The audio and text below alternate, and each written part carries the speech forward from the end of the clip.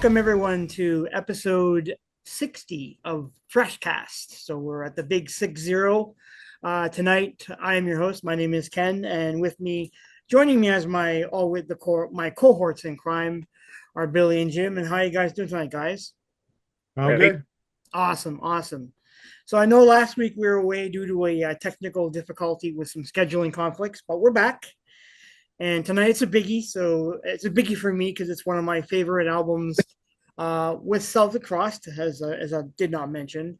And we are going to be covering Into the Pandemonium from 1987. And it's a biggie for me. So I'm looking forward to talking this album with you guys, and then, talking about the importance of the album itself, its cultural importance and its impact on the music scene in general, because I think there's a lot to discuss here, good and bad. So we'll get everyone's thoughts, Billy's and Jim's, and so it should be a good time.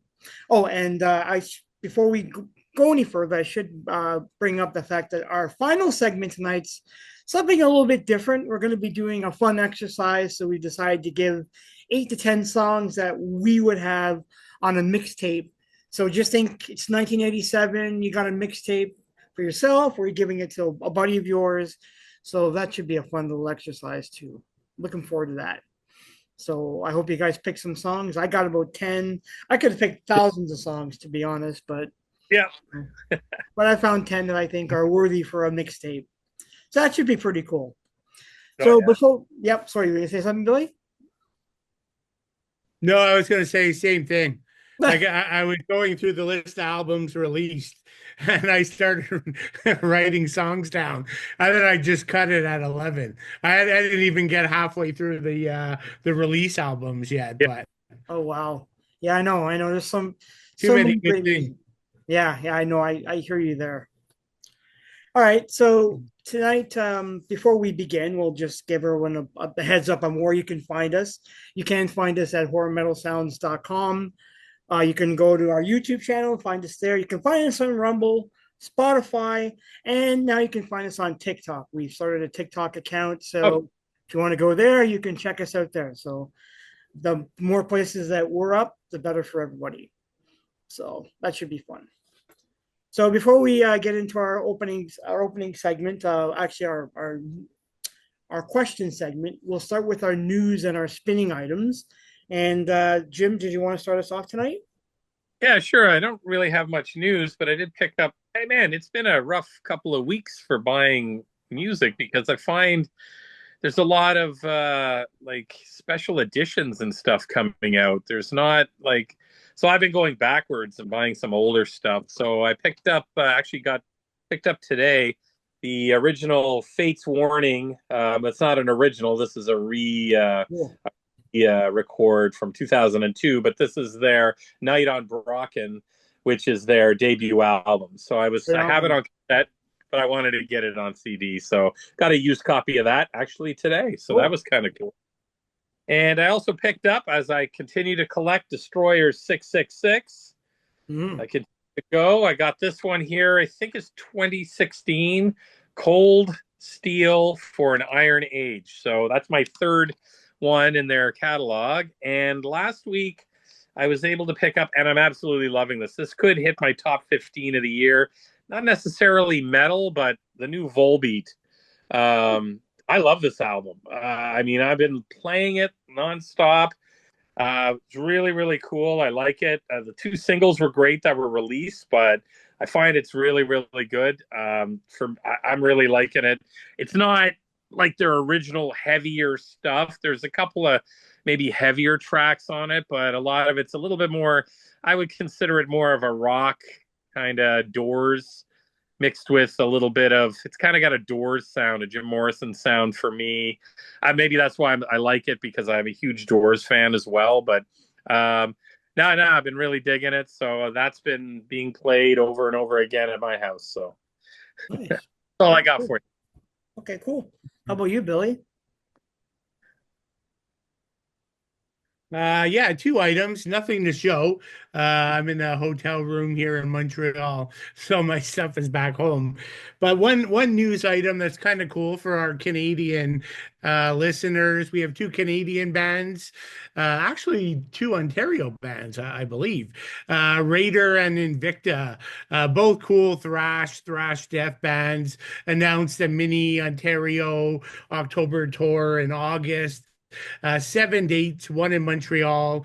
Sorry, Jim, none out your way. And then 6 dates all over Ontario, which I guess makes sense given they're from Ontario. But both bands are pretty cool. And as far as I know, both bands are working on new albums. So that's pretty cool. In terms of what's spinning, a cool new band I discovered. I shared it with you guys last night, actually. The band's called Texas Toast Chainsaw Massacre. So Yeah. crazy name. They had an album in 2024 called Super Turbo.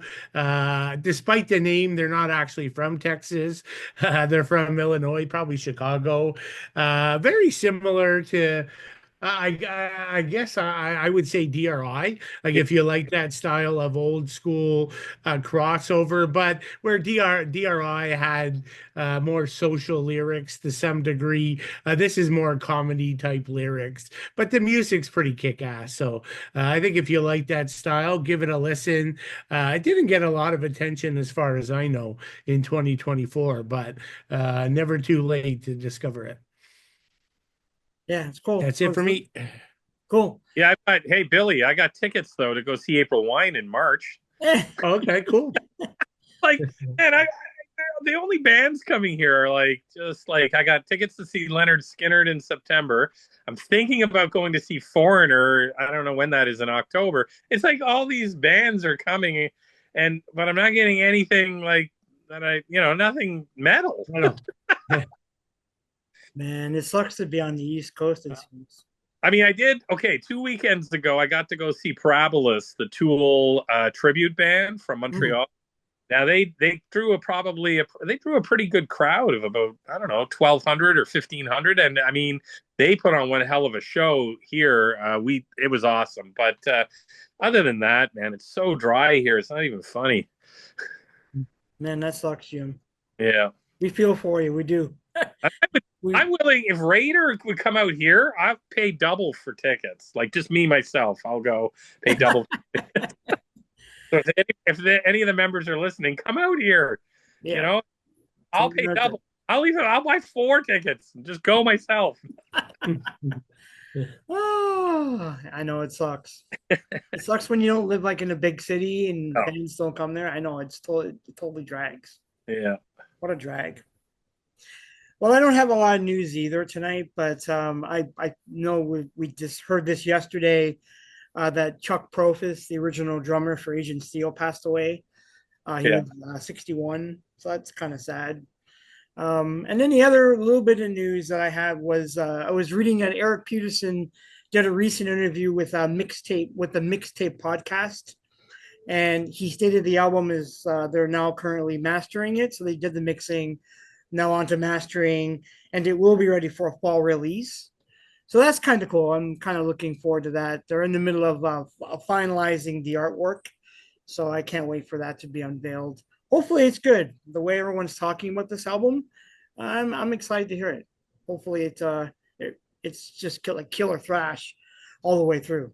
But cool. Yeah, that's all the news I have tonight too. So yeah, it's quiet, very quiet evening, but that's okay. We have a band in mind that's going to knock everybody's socks off. It seems everyone seems to love this band. So we'll get to that. So what I thought I'd start with was some questions for you guys. And my first question was kind of a simple one. It was just, I just want to get your initial reaction to when you first heard, say like, what was your reaction when you heard, obviously you've heard To Megatherion, and then when you heard Into the Pandemonium, what was your reaction? Did you like it? Was it a surprise? We'll start with you, Jim. What did you think? I mean, I like Into the Pandemonium. I think it's an avant-garde album, and I like it probably more now than when I did when I was younger when it came out. I mean, I think I was puzzled when it came out, like, and then I was disgusted by Cold Lake, and that's a whole other situation. But this came out, and I have to admit, I love it more now. And in the last 30 years of my listening to music, I really, really respect where Tom was going with the band. And I think, man, this guy and the band, they're true artists. I mean, this is avant-garde.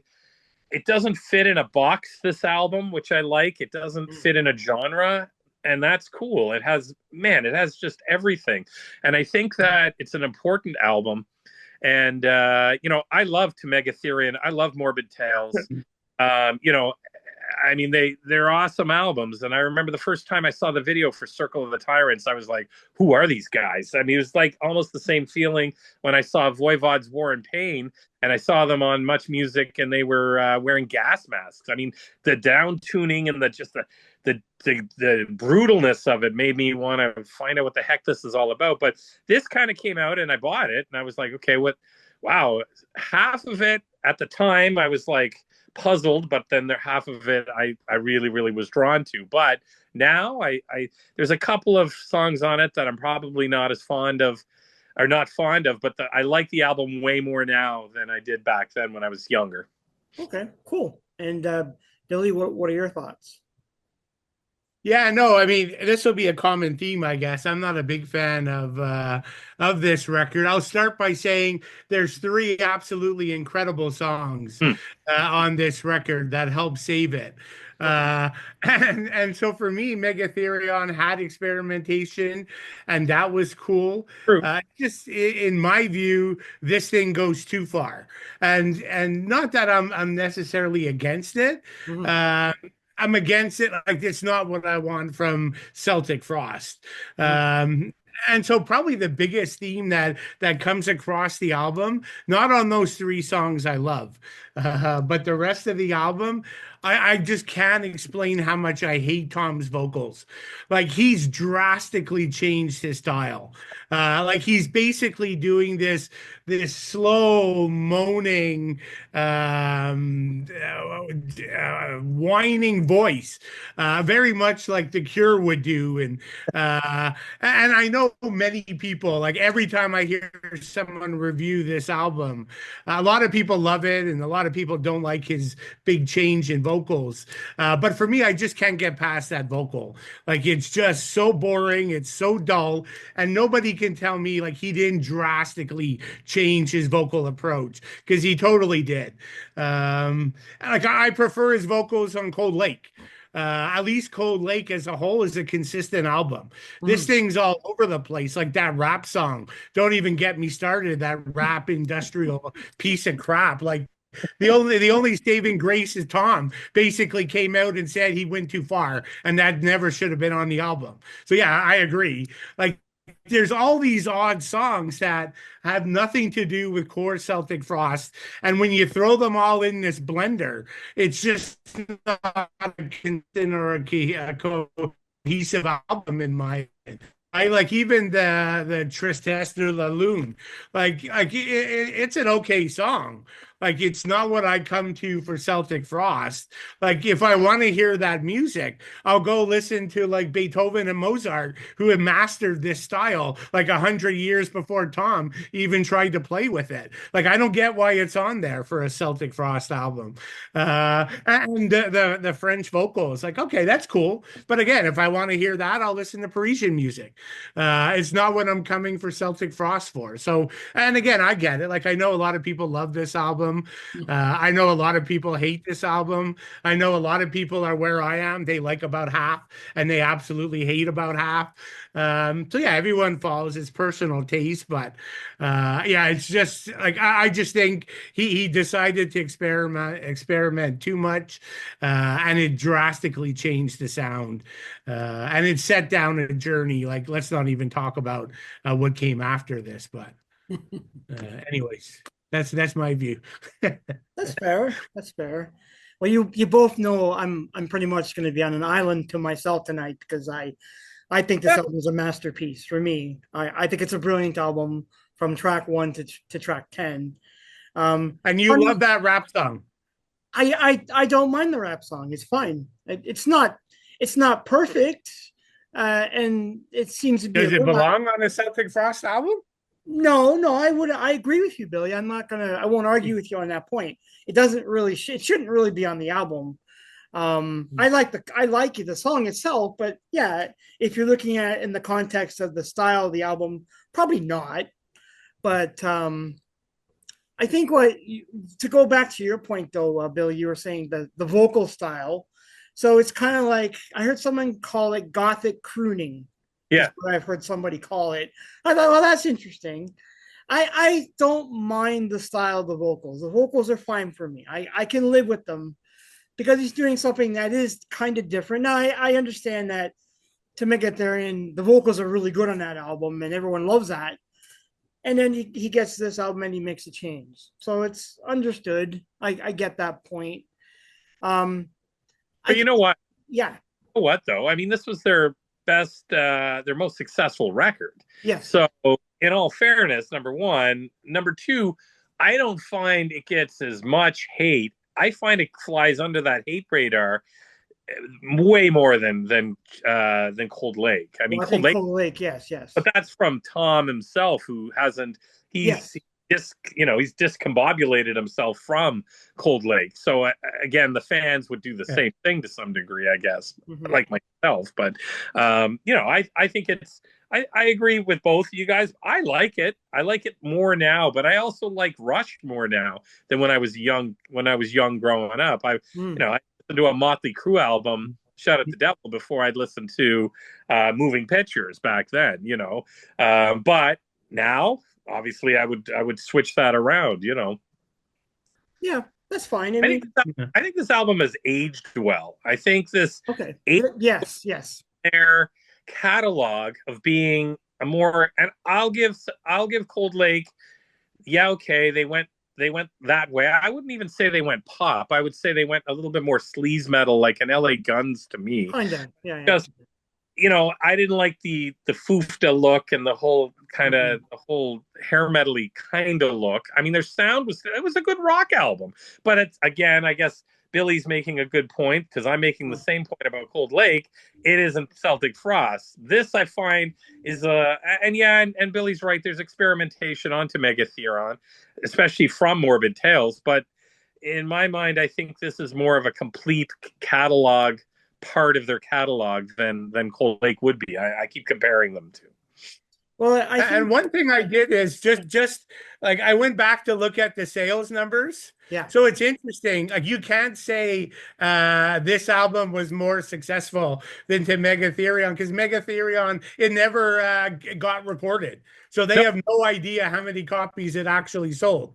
Mm-hmm. So we know this album sold 100,000, but we don't know what the previous album sold. True. That's true. There's absolutely no record of it. So we can't really say this is their most successful album to date. Well, it was a bonsai release. So, I mean, back then, to Megatheron, I have it on cassette, and it was a bonsai release. So yeah, it was they were a little flimsy with their numbers, I would say. Yeah, but bonsai only in Canada, right? We're small potatoes. True. But I was bonsai in Europe and the US, where yeah, true. Yeah. But in terms of noise records, though, this album, at the time, was they considered their best selling out release at that time. So, I mean, 100,000 copies is actually okay. I would think you'd get more, but back then, I could see that. But I just think, for me though, like when I first heard this album, it was a mixtape. So my buddy in high school, who was a bit of a troublemaker, he came from like a German background, and his dad was really, really strict. So he was always doing anything to like get back at his dad, and he loved this kind of metal. So like he had Celtic Frost on his tape player, and he gave me a mixtape of it. And the first song that came up was Sorrows of the Moon, like Tristes de la Lune.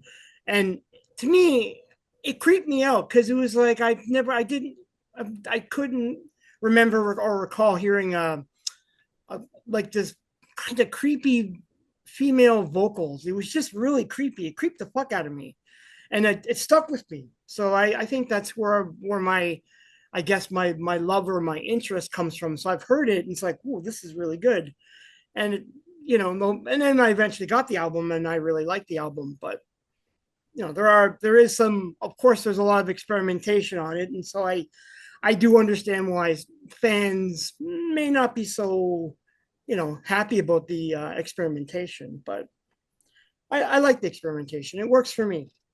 And I'm not against Yeah, experimentation, yeah, but this is like 50% of the songs are true. pure experimentation. And then probably 75% have like major experimentation. That's true. Yeah, There's only 3 songs that sound at least remotely similar to the band's core sound that's true. That's when you true. incorporate the change in vocals by Tom. Yeah, that's fair to say. So let's go to the second question. And the one thing again, I guess we've sort of touched upon it, but I like the female vocals. And so we'll start with you, Billy. I mean, I'm not sure if do you like the vocals at all with the female No, I parts like the female vocals. Okay. Like I enjoy like I love opera music. Like I love female opera music. Like I think it's great. The only downside on the album is every time the female vocals kick in, it's like when Tom is at his worst in doing his moaning, whining vocal. So it just ruins it for me, right? Like Rex Array is a perfect example. Like Tom is just whining, like he's distracting me from the great like female vocals. I mean, it's funny. Like when I think of female vocals, one of the best like commingling of female vocals in thrash is by the band Believer, who did it on the album Sanity Obscure, and it had a similar sounding song. Like what was it, like Dies Array or something? Yeah, something like that, yes. Right? Like that's amazing, right? Because the band's still playing thrash. You got all the violin orchestration and the most like amazing like female operatic vocals. Like to me, like that's but then you still have the singer singing as well alongside it. Like that to me is like a great use of female operatic vocals. Like for me, it's just on this album, Tom ruins it for me. Well, they used Menno Moen. She's the one who sang the vocals on track 4, and then Claudia Maria Mulcahy did the backing vocals on tracks 2, 5, and 10. So obviously the vocals. And isn't there one female vocal where? Sorry, what's that, Billy? You cut out there. Oh, sorry. Isn't there one female vocal that's not like it just has like a stage name? We don't even know who did it, or am I wrong there? No, I think you're right. Yeah, I think there is. I think there's more than one female vocalist credited to the album. I think there's about 3, and you're right. There's one that's not really. Yeah, but the third doesn't have a name. No. That's right. It's only the 2 that I know of. Oh yeah, it's simply known as her credit is HC 1922. Yes, that's right. Yeah, so it's weird. It's weird. Yeah, she did the chorus on I Won't Dance. That's right. Yeah. I again, I don't mind the female vocalists, but what do you think, Jim? What's your thoughts on that? Song 5 is one of my top songs on the album. Okay. So I don't mind it, but I'm torn on this album. I'm thinking of it now as a 54-year-old guy who is into more music than I was, probably quite a bit deeper and more, more meaningful stuff than I was when I was 16 when this was released. And I'll admit that. I mean, I was drinking. Well, actually, I still drink a lot of beer, but anyways, but. Back then I was probably, what the hell is this? But now I can appreciate it a lot more. There's a couple of songs like Billy said where Tom's vocals really kind of grate on me, but I like the addition of the female vocalist. I get what everybody's torn with here. Like it's not, you go to Celtic Frost for this, but in all in all honesty, it's kind of cool to have it on here, I think. So like song number 5 is one of my favorite songs on the album. So, and there's a female vocalist on it. So I think it fits and it's pretty cool. No, okay, that's fair. The song number 5 is my favorite. And that's okay. basically like the last album, though. Yeah. Yeah. Fair enough. I can see that. Well, for me though, like the experimentation is interesting because if you think about it, it kind of sort of set up the idea of gothic metal before gothic metal was a thing. And I know bands like My Dying Bride, Paradise Lost, and Moonspell, they've all kind of credited or this album as being inspiration for them, these bands playing music. Even like symphonic metal, which wasn't really a thing back then either, kind of was maybe birthed at this time. So on those levels, I think that the album has reached like more than one genre over time. And I find that kind of unique for me. The whole noise record thing, I mean, it sounds like there was a lot of friction at the time when this album came out. The label boss, Carl Ulrich, Walter Back, he seems like a bit of a character. So this will kind of piggyback into question number 4. And obviously he wanted to know what he'd sort of butt heads with Tom about the style and thought, why weren't Celtic Frost delivering like Exodus or Slayer? So what do you guys think? Do you think his comments were kind of disrespectful to the band for not playing that style? What do you think, Jim? Absolutely. I don't think nothing against American thrash or Canadian thrash or even German thrash or any thrash at the time. I think that Celtic Frost has an air of even black metal on the first album. So for me, they're an important band because they touch so many genres compared to, like, my favorite band all time, thrash band, is Metallica. Justice Back, can't beat those albums. Black Album, Forward, but I don't want 50 Metallicas. I want, I like Anthrax for a certain reason. I like Creator for certain reasons, and then these guys, and Sodom, for instance, had an earlier. They're very similar to start because they had a lot of earlier black metal influence as well. So for me, I kind of think it's a huge. He wanted an album. They wanted an album, Noise Records, that would that would be like an Anthrax or a Slayer, and they wanted it to come out. They wanted it to jump on the sort of the thrash bandwagon at the time. And he's a true artist.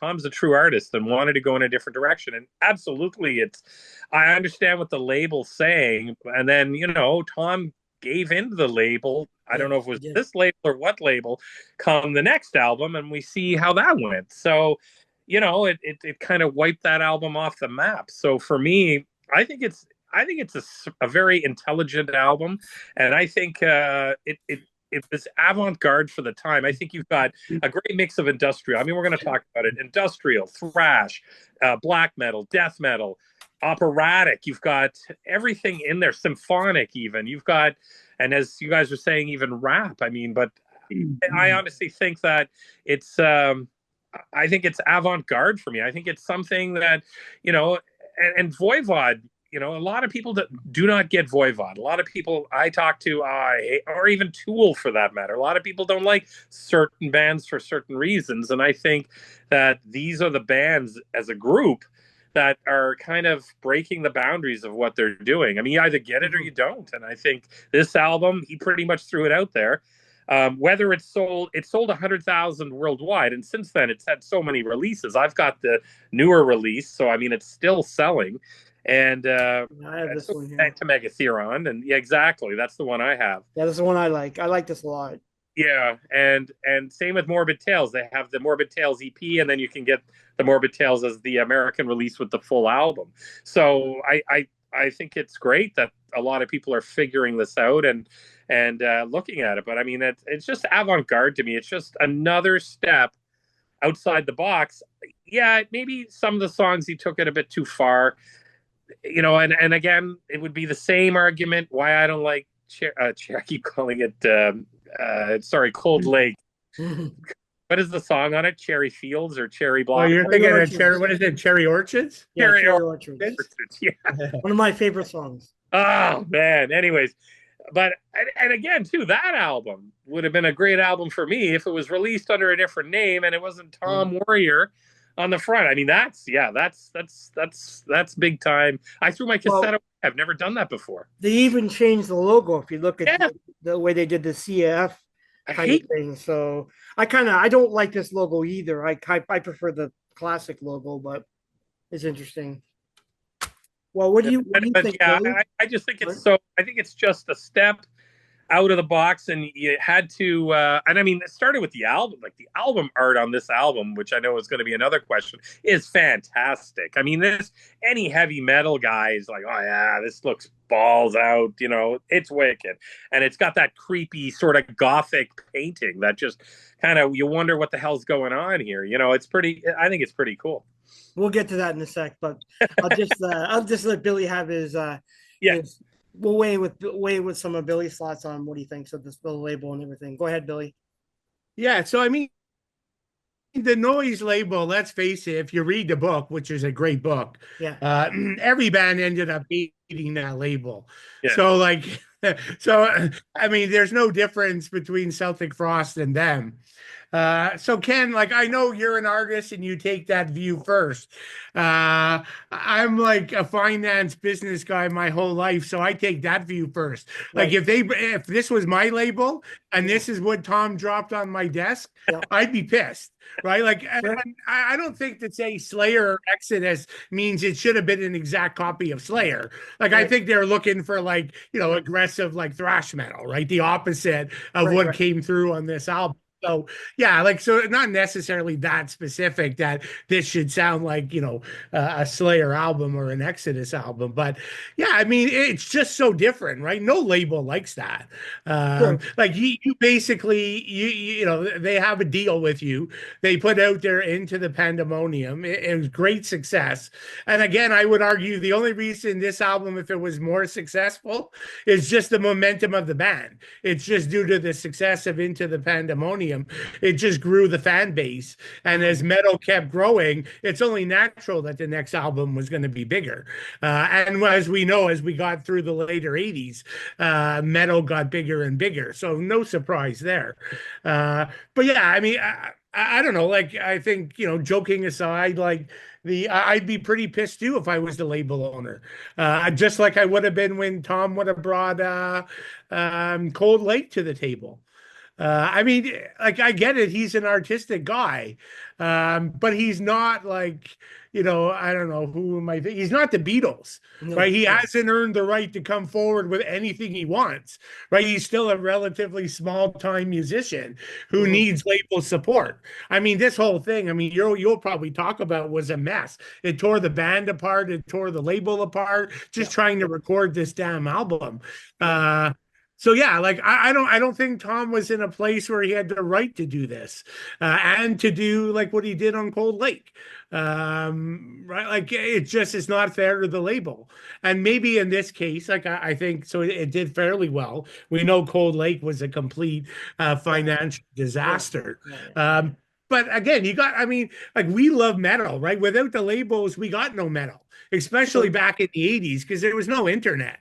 So like you can't just have every band delivering something that no label had agreed to. Like just the whole process would come to an end in the 80s, and everything we loved about metal would have ceased to exist because the labels would have stopped supporting it. So like I guess I see both sides. Like I get it. Like Tom wants to experiment, and that's cool. Like keep experimenting, but you didn't. But I just think, as I said before, he's gone too far on this album. Well, Yeah. what's kind of funny though is that Carl Carl did get his way because like 3/4 of the way through when they were recording the album, they were forced to go on a mini tour with Anthrax. Mhm. So I guess kind of they did capitulate a little bit to noise, but I know I know that there was a constant like frisson at that time, and I know that after this album, I believe that Tom sued Carlin Noise and the label for like he blames Along it. with every other band. True, yeah, that's true, yeah. But Tom, I guess, solely puts the sabotaging of the album's promotion on Carl's feet. So I think that's kind of interesting. But I guess it takes two to tango, right? It takes a Yeah. label and it takes a band. So it's like it should Well, be he a two-way street. example of the other way. So, and I agree with Billy. Like, you've got the label has to have some control too, because they have a vision and they need to come together. So you have a band like an '80s band like Warrant. I hate Warrant, but they come out with the album Cherry Pie. So here you've got a band that's been selling millions and millions of records on their first album. They come out with their second album, which is a complete hit, but 3 weeks before or a month before, they don't feel there's a hit on it. And Jenny Lane, the singer, who was fairly intelligent at the time, was making the album was supposed to be called Uncle Tom's Cabin. The song Uncle Tom's Cabin tells kind of a story almost kind of similar to In the Air Tonight by Phil Collins about a murder, and they cover it up. Anyways, it's not a bad song. I mean, it's Warrant. So, but they felt that it wasn't poppy enough, so they made him go back and rewrite the shit shingle of Cherry Pie. So, like, just to throw it on MTV, and there's a classic example of what happens in the other way. So they both labels and bands need to get together and work this through, especially back then, because this is another example of where the label just took over. And yes, they made millions off it. Of course they did. And that's what the goal is. But, like, let's be honest, that's the biggest joke song there is out there. It's garbage. I mean, like, yeah. Well, even he admitted years later that he regret that song. So regret writing and singing that song. But yeah, I don't know. It is what it is for the time, right? that's true. And I mean, if I was put in the same position and money was flying, I'm sure I would do the same thing too. But then they come out with their third album, and I'm only talking, I know this is off topic, but Dog Eat Dog for Warrant was actually a really good album. And it sold like shit because at that point, obviously the hair bands were on their way out. But it was a good album, and it was had some great writing, some great musicianship, and some great vocals. But by then, it didn't have a singing hit on it like Evan or Cherry Pie, so it wasn't played and wasn't promoted or anything. And at that point, I remember an interview with him saying when they went into the offices, the old Warrant posters were down and Soundgarden was up, like, or Alice in Chains was up, Yeah. But anyways, it's true. I think probably it does take two to tango, and I think that they have to find that artistic and the promotion end of it. I mean, to promote it, it's hard to promote if there's not a radio single or something there. I'm not saying there's a radio single on To Megatheron or Morbid Tales, but they were looking for. I think they were looking for a watered down version of Celtic Frost. They wanted to make it into more Americanized thrash, and time again, I find that North American thrash, I should say, and I find time and time again that doesn't work when a band comes over from Britain or from Germany and they try to do it. Look, Creator with Extreme Aggression, they take away the cover. It's too aggressive. That's right. North American audiences. Who else? Saxon. One of my favorite albums, though, is Innocence is No Excuse. They took them from a good rock and heavy metal band to more of a hair band, and then flipped them back 2 albums later. I mean, and even Judas Priest did that too. So I got to give it to Tom for at least standing up for his artistic vision. Fair enough. So that'll piggyback into our next topic here when it comes to the cover art. So this cover, I'll show again so we can see it. It's actually a detail. So this is from a triptych from Hieronymus Bosch. He was a painter who painted a lot of triptychs. This is painted back in 1504, and it's it's the panel on the right side. So this panel here is depicting hell. So I think it's pretty crazy. It works. When I hear this album and I look at the cover, I just think it works. It's such a great cover. Yeah. So it's from the Garden of Earthly Delight. It's one of my favorite Hieronymus Bosch paintings. A very, very kind of mysterious artist. Not a lot was known about him when he was alive. Funny enough, though, this isn't Tom's pick. The album was chosen by Martin Ain, who apparently is a very literate, as you'll find out on this album. He's a really literate person and really appreciates art and literature. And he was the one who came up with the idea of using just that image on the cover. So I think it's interesting because most people think that Tom is the artistic vision, but at the end of the day, Martin was equally in on the band and with the creative decisions as well. So I think that's kind of cool. So what do you guys think of the cover, Billy? Do you like the cover at all, or? Yeah, like I don't mind it. But to me, it's a disappointment relative to Megatherion. Like to Megatherion was just so striking. Like it just I found it so mesmerizing. Like this album's almost like I don't know how to describe it, like faded, like it's not as clear. Like the imaging doesn't come out like to the same degree that like the previous album did. So yeah, I got nothing against it. Like it's fine. But I don't it just to me like there's just something about like to Megatherion that's that Geiger artwork. It's just like crazy good. And for me, I didn't find this quite as good, but and Ken, I don't know if this is true. Like, I thought I read that it was a label screw up, that it was supposed to be another Geiger cover, and somehow the label messed it up. And then they had to like last minute run around, and they chose this after not having what they originally wanted. Is that what you understood, or do I have that's true. that Yeah, wrong? that's what I understand as well. It was supposed to be a Geiger. This wasn't even supposed to be the cover. No, it wasn't. But Martin's the one who picked this one. So you're right. Yeah, originally it was meant to be another Geiger image that they wanted. Yeah. But, they ended up going with this cover instead. Personally, Somehow the label messed it up. Like I forget Yeah. what happened. They didn't get the rights or something. They just totally dropped the ball on it. Yeah, I forget what happened there too, but I know I've read that Tom did blame the label for that as well. Yeah. So it's I guess these things happen, right? Jim, what do you think? Oh, I like it. I think it kind of reminds me of a like I like the Ultraviolence by Death Angel, where it shows sort of the ruins in daytime. This is kind of cool because it's obviously a gothic of.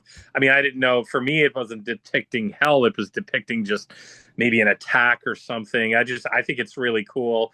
I think I agree with Billy. To Megatherion is amazing. I mean that pissed every parent off and religious Yeah. known to man. But I even like Morbid Tales with the logo, Yep. then go to that, and then going to this. I think it's kind of a good trifecta of just a maturing band with some artwork. I think it's pretty cool. I think it's deep. I think it makes you look at it, and I just think it's really good. And I really like it. It's a great third album. And I count Morbid Tales as their first album. As a good third album continuation. I mean, nothing's going to beat the second album with that Geiger cover. Nothing's going to. But I think it's pretty cool, and I like it. I think it's pretty neat. It's fitting. Well, Tom did say that he felt that this cover did represent the music on the Totally. inside. So I think so it achieved its purpose, even if there was a label screw up, down the road. But what are you going to do? At least I would assume all these bands, there's always going to be creative decisions and people fighting over what should be and what shouldn't be artwork. Like, we know Load came out this week, the re-release, and we all know that James can't stand that cover. He hates it, but it's one of Kirk's favorite artists. So I guess bands will always have some kind of beef when it comes to like artwork on album covers and sleeves and t-shirts and whatnot. But I like the cover. If you get a chance, go look up the Garden of Earthly Delight so you can see the triptych of all three images together. It's a very immersive painting. I love it. It's a fantastic painting. But okay, so that would be the end for that question. And I think that's all I had for like questions tonight. So we'll get into the album. I'm not going to really talk about the album, about the a breakdown of the band. We all know who the band is. It's pretty obvious at this point in time. So let's get down to the actual album itself. So we'll start with the first song, which is Mexican Radio, and I already know that it's pretty divisive for lots of people. So Jim, we'll start with you this time. What do you think of this cover? It's not a bad cover. They kind of turns it into it's heavy, it's industrial, it's gothic. It's not bad, but it's a cover. So for me, it's like a bit of a swing and a miss. I think he does a good job with it, but I just hate covers generally, and I don't know, especially there's so many copy or so many different editions of this album. I'm not sure why this was even needed, to be honest with you, but that's just my opinion. It's a good cover. They do a great cover of it. I don't mind it, but it's just first song, especially a cover. It's kind of like, feels like an afterthought on a first song. Kind of bugs me a bit. Well, you know what though, I did listen to the original Wall of Voodoo song. Yeah. I didn't like it. I wasn't a fan of it, but it's like what British new wave, I guess, if you want to call it that. It's not that great, but I thought they did a nice job, sort of, I guess, converting it into something that's more metallic sounding. So I give them props for that. But I think at the time, at least what I've read is that he and Martin were fans of like Bauhaus, Christian Death. They like Susie and the Banshees and Sisters of Mercy. So I think maybe that's what they were thinking when they decided to do a cover. I don't know. I mean, that's just speculation. I actually don't mind the song. I do agree, Jim, that I don't think it. I'm not sure if it should be the opening song on the album. Yeah. So it's an odd choice. I will agree with that. Was that Jim? Track 3 should open the album, in my opinion. I would vote for that. I would vote for track 3. Yeah. But Billy, let's get your thoughts on Mexican Radio. Yeah, I mean, I think we're being wishy-washy here. We spent 60 episodes slamming bands for starting with the cover. Now we're talking about supposedly the most original band of all time, how great and experimental this is. And then they go and start the whole album with a cover. Like it's just like it's crazy. Like it's borderline offensive.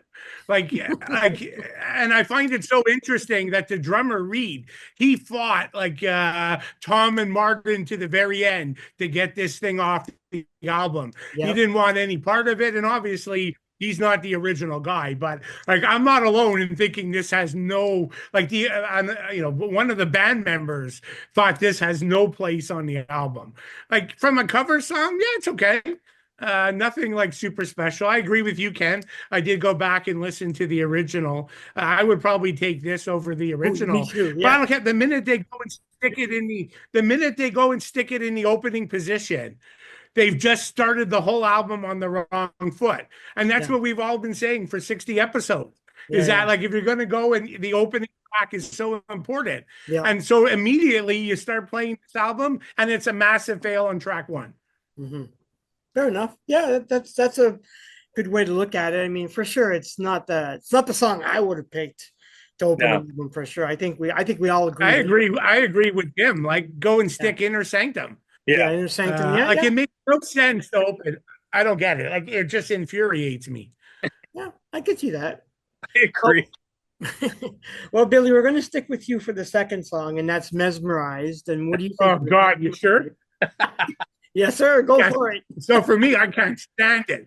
This is like Tom's new vocal. Okay. And so I like the what was it you used before, Ken? Gothic to crooning. Describe his vocals? Gothic crooning. Huh? Gothic crooning. So, Gothic crooning. Okay, which makes sense. I remember reading. I jotted this note. They called it a new category called tragic vocals. So I can see that too, right? Just it looks like he's lost like his whole family and like everybody's dead and like I don't know, like it's just. But yeah, like for me, I can't stop Tom singing. I just absolutely hate it. It sounds like his nuts are in a vice as he's singing. Yeah, whatever you call it. Yeah, like I don't get it. Like musically, like there's some interesting pieces Mhm. here and there that I don't mind, but yeah, just forget it. Like turn it off. I can never listen to it. I just can't stand Tom's vocal. This is one of the worst examples of this new vocal style. Okay, Jim. And again, I might be Yep. the only guy, and it's a Yeah, personal taste thing, but fair enough. I can't stand it.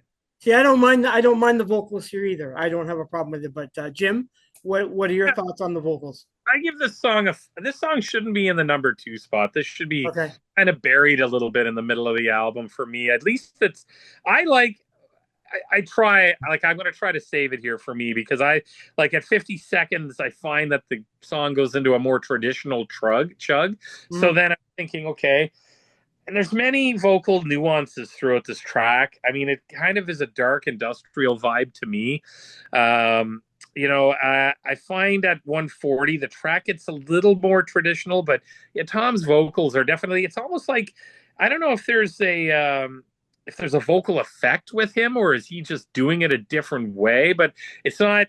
Tim. I'm to be honest. The highlight of the song for me I is think the there's some vocal sound. effects added on for sure. Yeah, yeah. I There's think vocal effects added on. my favorite vocals on the song is I wrote the light dusting of the female vocals is not Mhm. bad on this, but yeah, Tom's vocals kind of the musically the song isn't bad. It's just Mhm. I find his vocals kind of there's an effect on it that kind of bothers me, but the woman's Mhm. vocals on the song sort of lightly dusting kind of makes it good. And I think that if Tom would have went with a more traditional, and I know I keep saying that because and a lot of people are going to say, that's just because you don't like change. Well, no, but I don't mind the musical change in this. It's just the Mhm. vocal kind of hit it a little bit differently. I think that if he went with a little bit more traditional, heavier, clear, heavier vocals mixed with the light woman's vocals, I think would have been really, really good. But yeah, it's like a 5 out of 10 track for me. It's not one of my favorites, and I hate the fact that the album starts off with a cover and then kind of a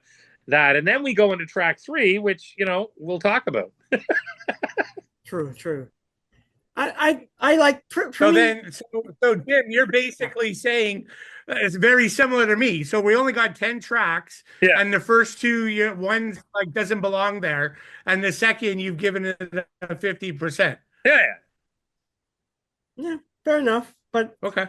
I just I, want us to be fair with this yeah, album, right? yeah, Like, yeah. and not just say it's the greatest thing because he does different things. Oh yeah. Well, see, so this is why I'm saying tonight I'm not gonna fight you guys because I like the song. It works for me.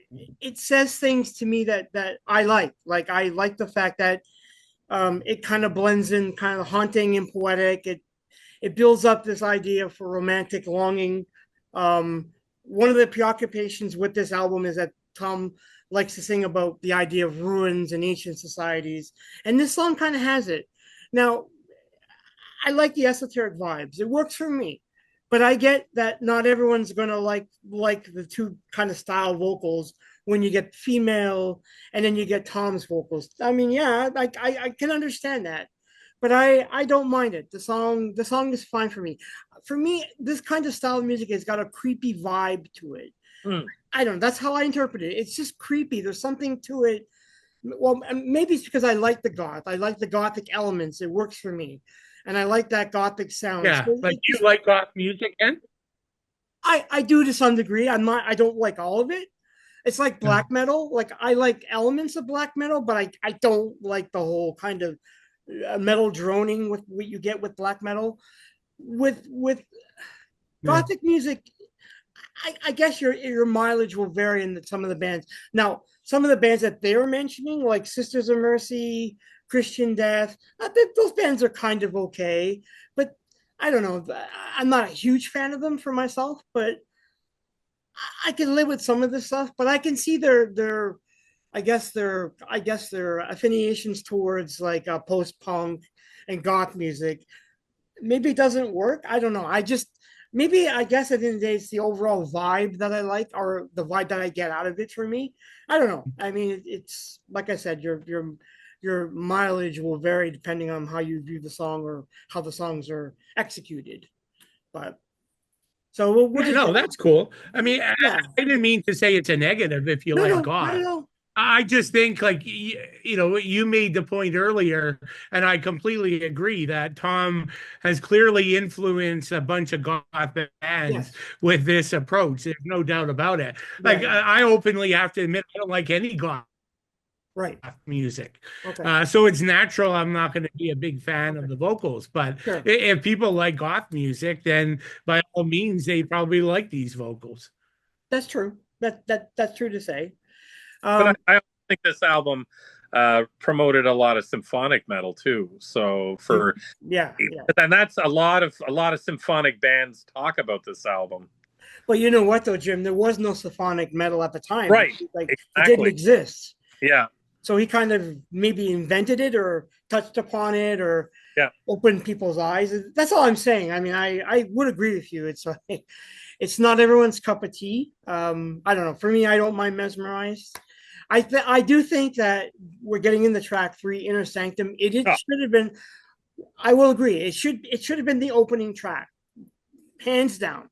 So Jim, what do you think of Inner Sanctum? oh yeah. I mean, you got Tom going, "Ugh," and he got his News, whoa, yeah, and that's what you need to have. It was like a kind of a return. This was sort of a return to this is one of my favorite songs on the album. I mean, it's got that cool drum intro which leads into a killer riff. It's got a thrashy traditional chug for me. It's yeah, got the Celtic Frost, and his vocals return back to kind of previous releases. So right, for me, right. or what I want out of Celtic Frost and what I like. This is one of my favorite songs on the album. It still has an underlying industrial vibe, so it's still this. I think I think for me, if the vocals on this were on Mesmerized mixed with the female vocals, I think I would have liked that song a heck of a lot more. But there still is an industrial vibe to it. I mean, the song speeds up really fast at 340. It's one of the best songs for me on the album, and I think this should have been the opener. And I think that maybe he's kind of his a bit of his normal vocals back on this, so that's probably why I like it so much. Well, the use he had the early ooh, Yeah. and he added it a couple times. So Oh yeah. it's like when you hear that, it's like, oh yeah, you're back in business. Right. We know what's you're Yeah. going to get out of it. But yeah, you're right about that. That's so true. Billy, what do you think of Inner Sanctum? Yeah, no, I mean, this is one of the 3 good tracks on the record for me. And Gotcha. yeah, like this makes sense. I mean, and I would have been okay if they experimented a little bit more. But the point is you got Tom sticking with his normal vocal style, so I like that.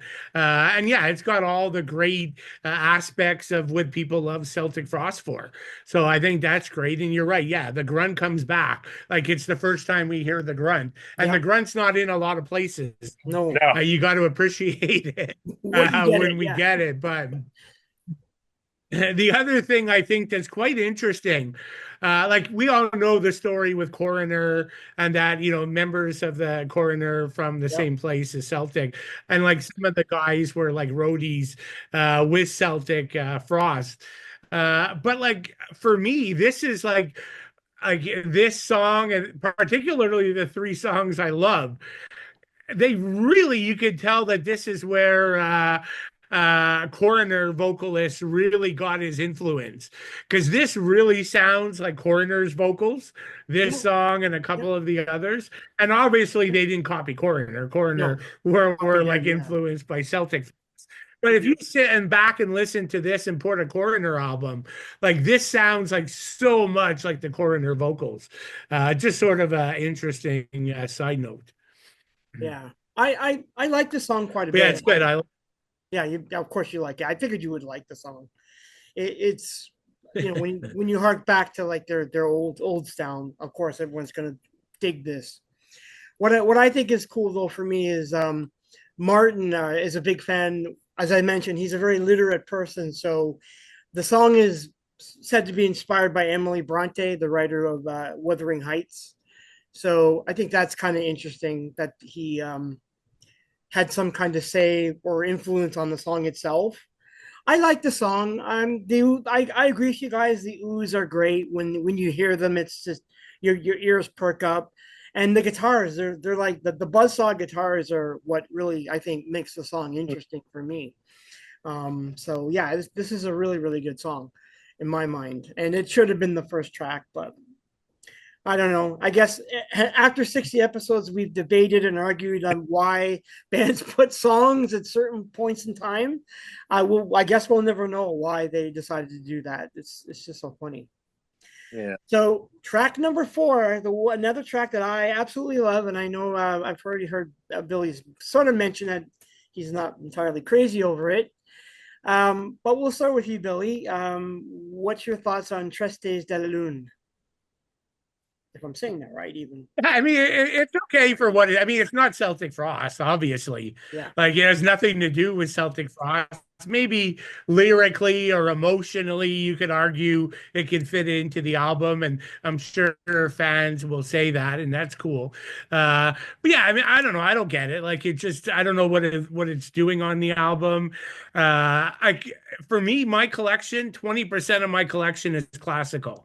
Like, I love classical music, so this has got the cello, the viola, the violins. Mhm. But again, it's incredibly simple orchestration. Like, if I want to hear orchestration, I'll go back and listen to like the classical masters. Like, I don't need that from Celtic Frost. And yeah, the vocals, I mean, they're fine, like French vocals. And like, I love international vocals on my jazz music. But I'm just not looking for that on a Celtic Frost album. Right? You've got this Inner Sanctum. Oh, it's amazing. It's great. And I wasn't crazy about the first 2 tracks. I'm going to get incredibly excited at track number 5. But then this thing again, like, you end up with these peaks and valleys and peaks and valleys. Like, yeah. So like, the song itself is okay. Like, I just don't know what it's doing there. Okay, that's fair. I like the song personally. It is based on French poet Charles Baudelaire, who also was one of Jim Morrison's favorite poets. So I'm not sure. I know this is again Martin. Martin wrote the lyrics, so this is Martin's, I guess, his literary side coming through. So I like it. I like the like for me it as I mentioned earlier when I first heard this song on a mixtape, it creeped me out. Just the style and the vocals and what I heard, it just I found it creepy, but a good kind of creepy, one that I was attracted to. So I like the song for what it's kind of doing on the album. I get why some people may wonder why its placement or why it's here. The other thing for me about this song, and I'll say before I pass over to you, Jim, it reminds me of a film. I don't know if you guys have seen the film In the Name of the Rose, which was a 1986 film that had Sean Connery and Christian Slater in it. They were 13th century monks, sort of investigating a crime. For some for some reason, that just popped into my head today because I was thinking about that movie, and I'm like, this song would fit perfectly in that movie. So I don't know. There's like I guess there's a certain cinematic value to it. Maybe I don't know. That's how I take it. But Jim, what do you take out of the song? Yeah, I think this is better than the cover, so I don't mind it. I think that if you're going to take a step outside of Celtic Frost, this is fine. I would have liked. I think I would have liked this album even better if maybe it was more of a concept album. Like, I'm just thinking like it seems a little mismatched. I mean, I think it's a great track in the sense that I like it better than the first song. I think the first song is just kind of silly to be there. And I think it's great that, and I'm okay with the peaks and valleys a little bit because I think that this would have fit better if with the front painting of the album, maybe Tom and the band had wrote more of a concept to a more solid concept throughout the whole album and had the ability to have like a song like this in there probably would have made more sense, but I don't have any issues with it. It's okay. I mean, the next song again, like Billy said, for me is one of my favorites, so it leads up to that. Okay. Well, Babylon Fell, track number 5 is interesting because it's one of the main themes of the album when it comes to their preoccupation with the idea of ancient civilizations. So they're obviously the discussion here is the city of Babylon. So I think it's unique. It's an interesting song in itself. Before I'll give you my thoughts, I'll let you go, Jim. What do you? Obviously, you like the song, of course. Oh, lots of O's in it. Oh, I love it. I mean, this is the other song. This is pretty cool. I like the Jade Serpent whisper in it. It's kind of freaking creepy and cool. The whisper, yeah. Uh, and you've got that wicked soul with the wicked riffs, solo. Sorry.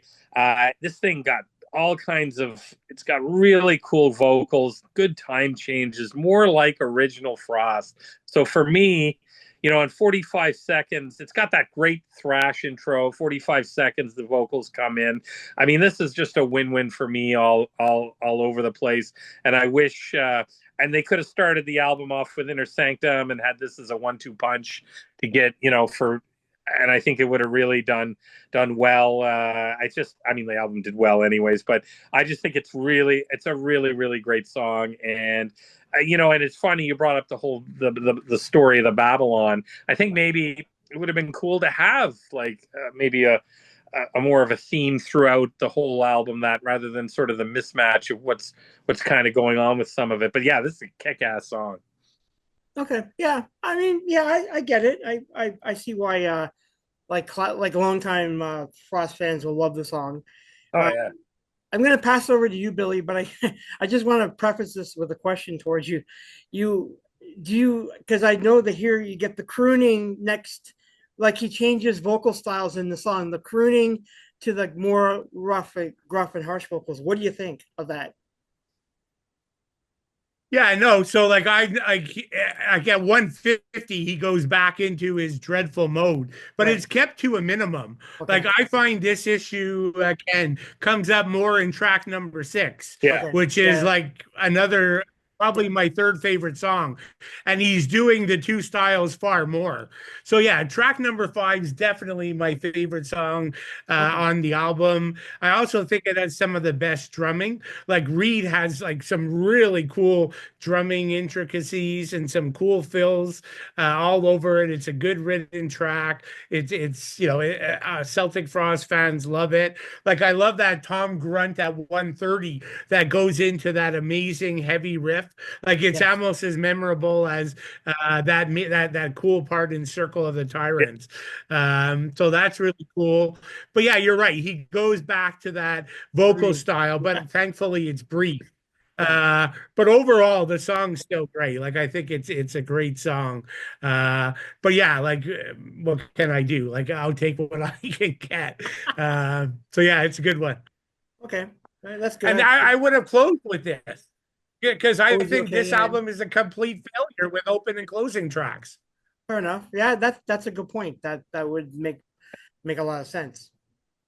So with track number six is linked to 5 because it's a continuation on the Babylon theme. So this is where there's 3 songs that are kind of interrelated with the whole idea of the fall of Babylon.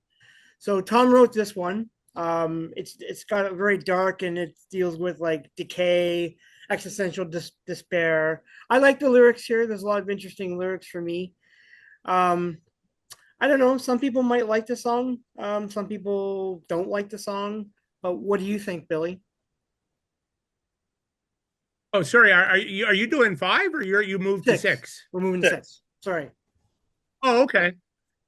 Yeah, no, like I mean, clearly I've already talked about my favorite 2, but this still kind of like it's still a good one for me, right? I kind of like there's some Middle Eastern and Arabic influence. So, Yeah. again, I don't mind experimentation. That kind of works here. But, the issue is Tom is more often going back to that vocal style that I'm not a big fan of, but at least he's switching in and out of it. So it creates some variety, but musically, like I don't mind the track. Reed's actually playing bongos on this thing, which is kind of interesting. And the bass is very prominent. So, musically, it really helps me like this. It's my third favorite and the last of songs I actually like on the record. It's not as good as the previous 2 I mentioned, but there's still a lot of interesting musical components here, vocals aside. I think the chorus is really good. I like when he sings "Crest into Oblivion." Yeah. He puts a little oomph, a little like gusto into it. not just like, oh, Yeah. you don't get a little bit of that. But I think I like it for that reason too. And then the ritualistic chanting is what I think really makes it creepy for me. It's just like, oh, okay, it's kind of neat. What do you think, Jim? Yeah, this is a pretty cool. I would say if you were to label a progressive metal thrash progressive, this would definitely be it. I find it's got a progressive intro. I love the chanting. I think it's pretty cool. Yeah, it's great. Really sets the tone. This is one of my favorites on the album. Tom's vocals, yeah, jump all over the place, especially early in the song. At about 123, I find his vocals kind of go back to his what I would be more liking, and that's his regular vocals from the first couple of albums. And then it goes to a thicker chug as well, which is more of a thrash staple for me, which I kind of like. I mean, I have an open mind to this stuff, but I do like some things to fall back on that would remind me of Celtic Frost, and this definitely does. I think this is a cool. I think this is where the experimentation should have started, and like not just this song, but this sort of layout of the song is where, for me, it wouldn't have been as changing like on song two. I think that this maybe following, if song two followed this even, I would probably like it a bit more. And then there's a few other songs on here that I just don't like, but this song here, it's one of my favorites on the album. Okay. Well, everyone likes this. Everyone likes this song, but I know track 7. No one. I'll take the lead on Well, this. you already said you like it. I do like. Yes, I don't mind the song. One in Their Pride, which is, well, I mean, I guess it depends on how you look at it. Like, is it like one of the outliers in their discovery? Yeah, for sure, guaranteed. It's like it's short. It's an industrial tin song. It has all the electronic beats and samples in it, and then the samples they use are from NASA, from the sound bites from the NASA's Apollo space program. So that's interesting. I'm not sure what the point of it is. I've often heard that people said that they were sort of inspired from Front 242, another German industrial band, which I could kind of see because I actually like some Front 242, so I can kind of get that vibe. I know Tom, and I think you mentioned this earlier, Billy, that Tom had mentioned that this song in particular, he does regret putting on the album, as he said he went way too far for it. What do you think there, Jim? I hate. Here's my notes: electronic, industrial, weird. Didn't like it. Too many samples. Club music. Okay. The best part about it, it was quick. That's true. So it has no meaning. Like it just doesn't fit. Like I would have. Like again, I think they should have turned this into some sort of it just doesn't mix for me. I don't understand why it's even on here. It's like something you'd hear at like a post 1987 rave or something. Like it just, I don't know. It just doesn't fit the album for me. And I just, wow, I didn't like it at all. Okay. And Billy? Yeah, I mean, the same thing. Like I just can't stand it. And I just don't understand how anybody who's a fan of the album can say this fits here. Like I get it. Like I don't like Tom's vocal style, but I can see how it fits with this avant-garde style. Like sure. I'm not a big fan of the female Tristesse de la Lune. Like, but again, I can understand emotionally how it could fit here in the dark theme. Like nobody's going to be able to explain how this song fits in with the cohesiveness of the album. Like it absolutely does not in no way. Like it's a complete fail. Okay. I like the song, but I do agree that it doesn't, it's out of place for sure. I don't, and then even Tom has admitted that down years later saying the same thing. So I guess we all agree there on that one. So we'll go into track 8. I can't even understand. Yeah, sorry. No, go ahead. Forget. No, I'm not going to go back into it. All right. No, like I'm trying to understand like Tom's thinking, right? Like nothing that he's done is remotely like this. Like he's taken some very big risks and some big experimentation on this album. and it's all more sophisticated. Like this is like going backwards, right? Like, Yeah. yeah. Anyway, like I don't get it. Like I would love to have been a fly on the wall where Tom's saying, "Yeah, this has to go in here because," and I'd like to see what comes after because. Fair enough. Yeah. Yeah. Fair enough. So we'll move on to track 8. I Won't Dance. Jim, what do you think of it? I like about half this song. Again, the vocals on it, it's got a cool guitar intro. Musically, I don't mind it. I Mhm. just find the vocals are very proggy mixed with new wave to me. Mhm. It's just a little odd, but I mean, I like half the song. I have another favorite coming up very shortly. So there is one more song on here I super like. Mhm. But this one here, it's about a 50%er for me, but it's just, I I'm a huge prog metal fan. So for me, and prog rock. So this would be something, I don't know. The next song I'll talk more about proggy and what I compare it to nowadays. But anyways, yeah, I'll leave it at that. And I like about 50% of the song. Well, I think some of the song interpretations are that it refers to the symbolism of ancient wisdom. I know that the song is apparently inspired by Egyptian Book of the Dead, so that I don't know, maybe that kind of attributes for some of the kind of the headiness of it. I don't know. I don't think the song is all that bad. It does start out good when you get the chug and Mm-hmm. with the starts. It's like, oh, we're getting a really good start, and then then it goes into the use of the goth crooning, and then I like the chorus. I like the "I Won't Dance" chorus. It works for me. Um, I like the song overall, but what do you think, Billy? Yeah, I'm gonna be with Jim, right? But I'll give it a 3 out of 10. Like Okay. I agree with you, Ken. Like I know when it opens, like you Yeah. get a classic riff and you get Tommy's grunting at the start. But yeah, it's just the vocals kind of ruin it for me. Um, yeah, I'm just not a big fan of this one. And is there something lyrically like this? I mean, again, you can't go by song titles, but Mhm. I won't dance. Like, hopefully, the lyrics have something in far more meaning than literally Tom saying he's not going to dance. Like, what are the lyrics like about? Well, from my understanding of the song, it's based on the Egyptian Book of the Dead. So the I won't dance refers to from my understanding that, and I don't know how they get this, but the idea of rejection of conformity, or you're doing something on blind faith. So you're I won't dance to that kind of theme. That's Okay. what I get out of it. I'm not too sure I really extrapolate all that out of it either. It is a weird song. I Won't Dance. It's like, okay, so what are you referring to? I, Yeah, like it just seems weird. yeah, I don't know. yeah, you're I right. bet, You're right. I bet Tom danced on the next album, though.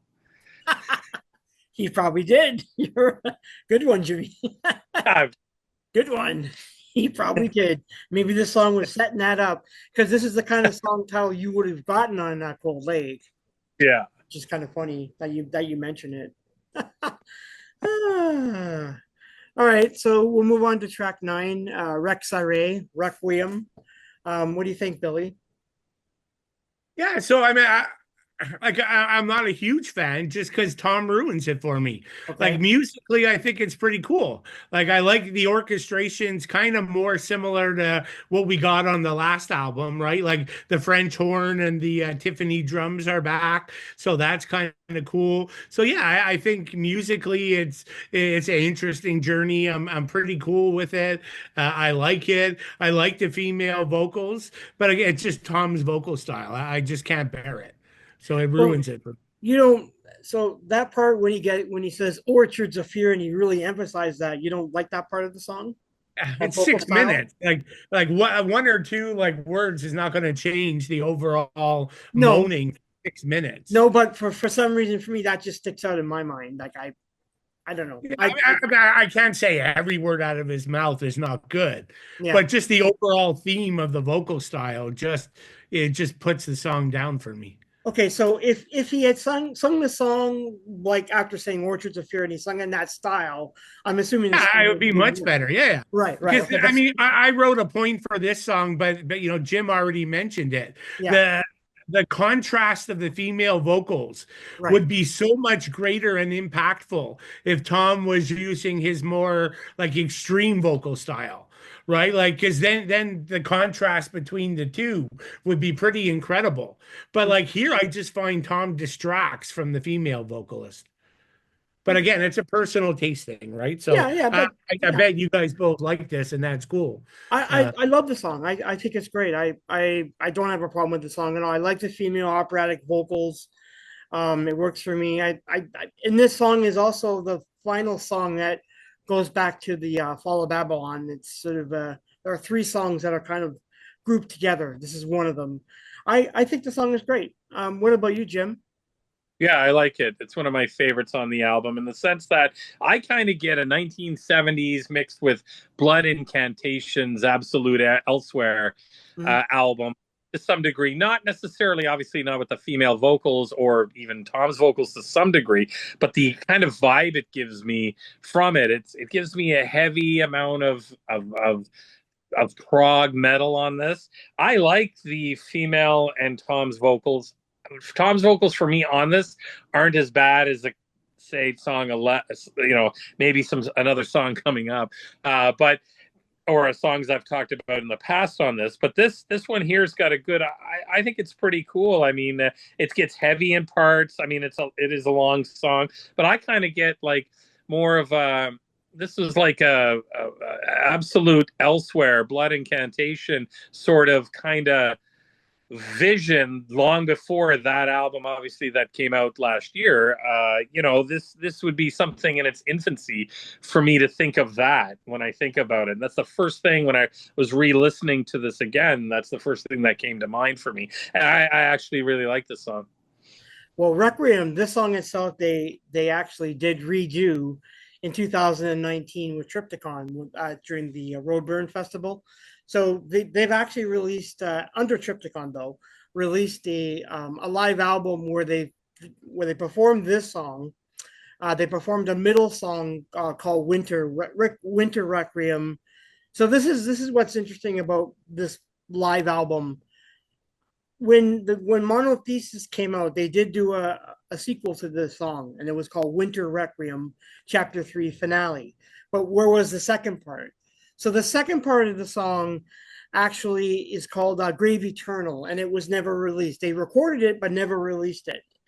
So when they did the live album for Triptychon, they actually did all three songs. So it's like 45 minutes. You get Requiem, you get Grave Eternal, which was apparently 32 minutes long, and then they topped it off with Winter Requiem.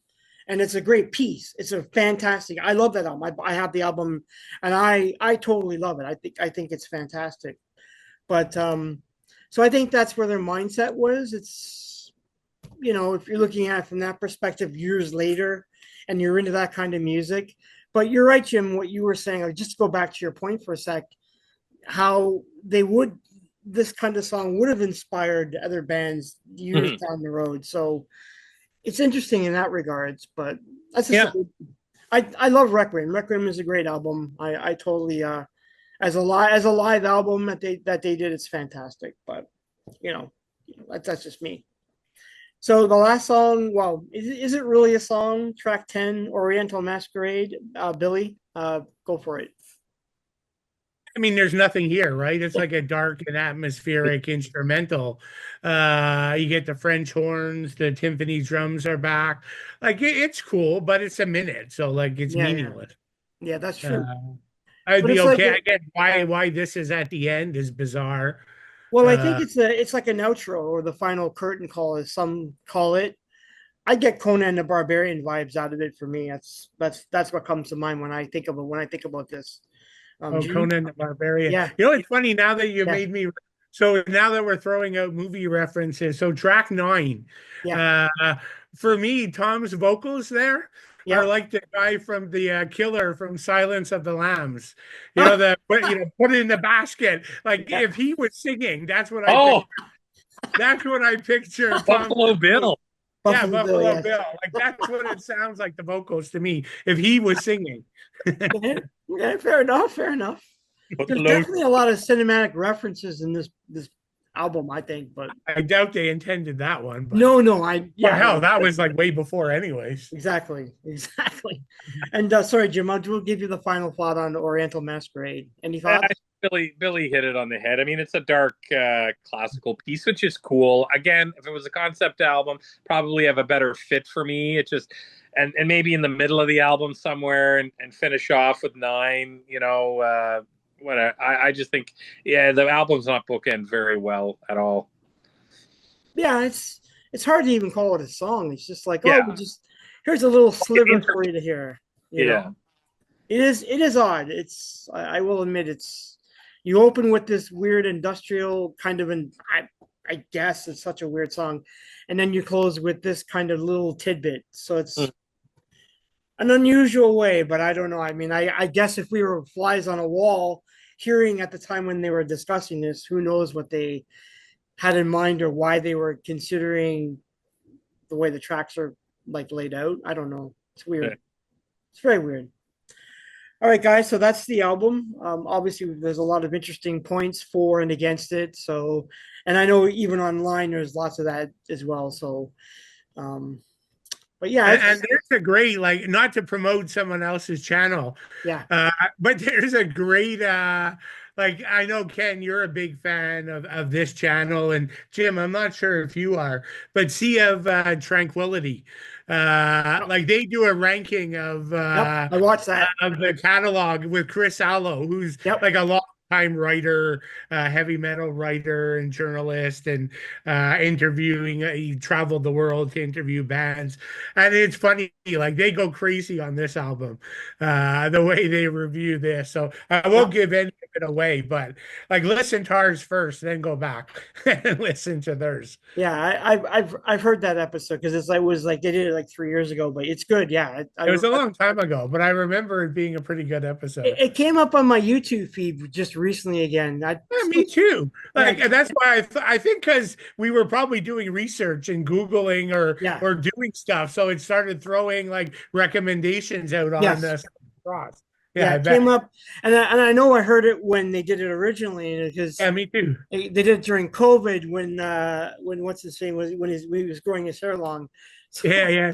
And Chris Allo's great, right? Like, I mean, he's much better than me at ranting, because he's like the F-bombs dropping like every second word, and he's quite funny, right? So when he describes this album, there's a lot of F-bombs dropping. Yep. There's and well, he's, hey, I Frost will always be a divisive band for me. I mean, you like them or you're going to hate them. Actually, both in that episode, both the guys, it's one of their favorite bands. Yes. They just are not a big fan of this album. I can see that. I get it. Yeah. I can see. But they all love it, and it's great to hear. Pete, because he's amazing friends with Reed, right? They live in the same town and they hang out all the time, so he gets all the goods, like on Celtic Frost. Yeah. He's a good friend with Pete. With Reed. It's funny. Yeah, but no matter. This isn't, as far as I'm concerned, the big Swing and the Miss album was Cold Lake, and I know everybody will say, it's like, come on, you're sleaze metal, come on. At least this was avant-garde to some degree. I don't. Cherry Orchards, come on. Oh God. Now, in fairness, if I did a ranking, Cherry Orchard, I mean, I'm calling it now Cherry Orchard. Cold Lake is my 5th. And this album is my 6th. Oh, okay. This would be my get ahead. All right, that's fair. Because at least Cold Lake is consistent. You may not like the style, but you like it or you don't. But at least it's not like the songs all fit together. I will admit, there's a lot of ooze on this album. He does a lot of ooze here. Yeah. I mean, he's not a great, like, that's not his specialty style. No. But I like his. I actually like the vocals on Cold Lake. I don't. It's okay. I don't mind like it better than this album. Yeah, I agree. I can see why. Yeah, I can see why. Why? Because it's at least on Cold Lake, it's consistent, right? He's got a consistent vocal style all the way through. Yeah. Whereas in here, he's like, I don't know, he's doing all kinds of interesting ideas and he's going in all kinds of different directions. So it doesn't necessarily work. This would be my 3rd album. This Third album for would be you? my third. Yeah. Yeah. Okay. This is my favorite Frost album, actually. So, these are my two favorite Frost albums, to be honest with you. That's this one here and this one here. I can't explain it. It's just this for me. It's just they've always grabbed my attention, and it's funny. These are the two albums I listen to all the time. They're always on my iPod, so I got them on. I have to admit, though, if I do come across Cherry Orchards, Jesus Christ, if I do come across Cold Lake, I want to get it to be complete. Grab I threw my cassette away. I have it on cassette still, but the prices for this album are insane. It's insane on if you go to eBay. It's like Tom says it'll never be re-released while he's still alive. Yes, that's right. God. That's what he said. You're right. Surprised nobody's done a bootleg. Yeah, that's true. Like you can get all the early Pantera albums, and they're recorded very well bootlegs in Europe. Yeah, I buy them whenever I'm in the US. I've been able to get them all. So yeah, I don't understand why nobody's doing like a high quality bootleg of it. I don't know. That's weird. You think somebody would, right? I mean, yeah, like every time I go online and I jump on a chat group and I start bagging on it, I get the shit kicked out of me by people who are like just constantly ripping on me, and I'm like, no, I will not back down. Sorry, I will not. Like the only thing I could see is maybe they don't think it'll sell enough, so they don't do the effort. I don't know. What's possible? The creator of the album saying it's not one of his albums. It's a piece of shit. Yeah, well, that doesn't help when you disowned it, right? Yeah. And he continues to say that, like he continues to this day to say that he won't defend it at all. So. Well, I saw a podcast where Tom was being interviewed about the box set from 2 years ago. Yeah, I saw. Yeah, I was pissed off that it was that because I'll be honest, as a completist, I do want it, and I was stupid for throwing it away. I should never throw anything like that away, but I did just out of disgust. The other one that I had a serious issue with was Load from Metallica. Now I kept it, unfortunately, but I did because I got upset that I threw away Cold Lake, I believe, and I was like, oh man, I should have never done that. But I just Load was another one. I was driving home from the record store and I was like, what the hell is this? First of all, the logo pissed me off, and anyways, I digress. I'll never buy that friggin' remastered garbage 15 CDs. I don't care what it is. I don't care what it comes with. A key to Lars's house. I don't care. I'm not friggin' buying any more Load. I have it on CD, and that's it. And I would never listen to it again. Well, you know what's funny though? James just recently said that he does kind of regret recording that album. Yeah. It's only Kirk who seems to be like the big supporter of it. But you know what? I've said this, and I'm going to say it again. I don't like Load more than I don't like Saint Anger, because Saint Anger didn't disappoint me because I was so disappointed from Load and Reload that it was just a kind of a disappointment going on. And by the time Saint Anger came out, I was like, I bought it, but it's garbage. I mean, of course it's garbage. Anyway, so worst album. They broke my heart with Load. Anyways, okay. Always to Metallica.